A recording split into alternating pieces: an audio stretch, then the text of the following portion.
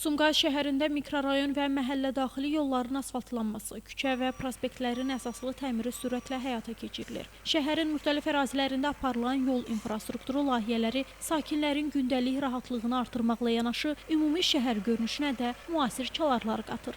Həyat tərəfi də ediblər, asfaltlayıblar, evin arxasında. İndiyə kimi belə şərait yox idi burada. Əziyyət çəkirdi qonşular, gedib gəlməkdə, qışı var idi bunun, palçığı var idi. Sağ olsun şəhər rəhbərliyi ki, bu şəraiti yaratdı bizlər üçün. Son 10 ildə Sumqayıtda reallaşdırılan geniş miqyaslı abadlıq və quruculuq proqramları şəhərin simasını köklü şəkildə dəyişib. Köhnəlmiş yollar yenilənib, yeni asfalt örtüyü salınıb, piyada səkiləri abadlaşdırılıb, yaşıllıq zolaqları genişləndirilib. Paralel olaraq həyətlərdə işıqlandırma sistemləri yenilənir. Kommunikasiya xətləri səlqəyə salınır və yaşayış məhəllələri mərhələli şəkildə modernləşdirilir. Səliqəli abadlıq işləri görəndə insan fərəhlənir. Həyata inamı daha da artır.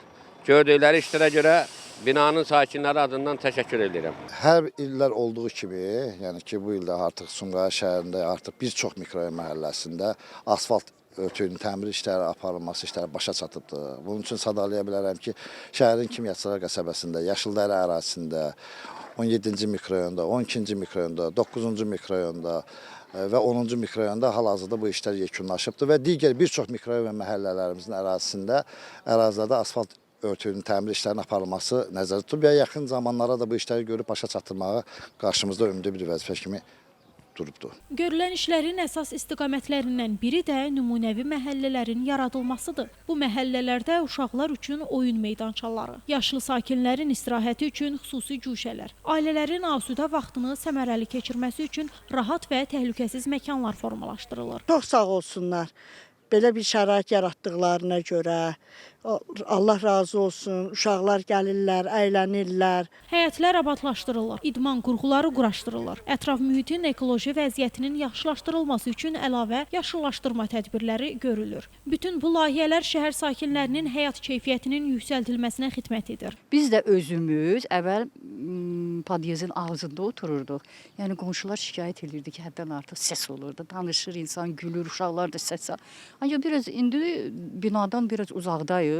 Daha rahatdır, uşaqlar əylənir, biz də onlara baxırıq, yaşlıyıq, otururuq, söhbət edirik, günümüzü keçirdirik də, yayda lap belə gözəl olacaq. Aparılan ardıcıl işlər Sumqayıtı daha komfortlu, daha təhlükəsiz və daha estetik şəhərə çevirir. Qeyd edək ki, həyata keçirilən geniş miqyaslı infrastruktur və abadlıq tədbirləri Sumqayıt şəhər icra hakimiyyətinin diqqət və nəzarət altında icra olunur. Şəhər rəhbərliyinin təşəbbüsü ilə reallaşdırılan bu layihələr Sumqayıtın dayanıqlı inkişafına, müasir şəhər standartlarına uyğun formalaşmasına mühüm töhfə verir. Bir çox mikrorayon məhəllələrimizin ərazisində abad nümunəvi məhəllələrin salınması işləri artıq başlanıbdır. Mən sadalaya bilərəm ki, artıq hal-hazırda 9 mikrorayon məhəllələrimizin ərazisində abad məhəllə işlərinin aparılması gedir və bəzilərində də yekunlaşıb. Yaxın zamanlarda ümumiyyətlə nəzərdə tutulub ki, bir çox, hardasa 30-dan çox məhəllədə abad məhəllənin salınması, bunlar da bu işlərin aparılıb çox qısa bir müddətə tamamilə başa çatdırılır və bizim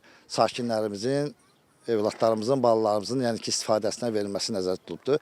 İndi durduğumuz yerdə hal-hazırda da artıq o nümunəvi məhəllədən birinin ərazisindəyik. Hal-hazırda işlər gedir və yaxın gələcəkdə bu işlərin başa çatdırılması nəzərdə tutulmuşdur.